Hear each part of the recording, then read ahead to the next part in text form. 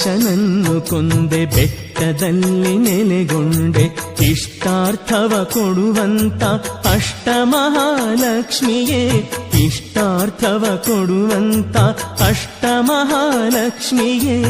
ಅಂಬಾ ಭವಾನಿಯೇ ದೇವಿ ಮಹಾಶಕ್ತಿಯೇ ಮಹಿಷಾಸುರಮರ್ದಿನಿ ಅಮ್ಮಾ ಚಾಮುಂಡಿಯೇ ಮಹಿಷಾಸುರಮರ್ದಿನಿ ಅಮ್ಮಾ ಚಾಮುಂಡಿಯೇ ತ್ರಿಶೂಲಧಾರಿಣಿ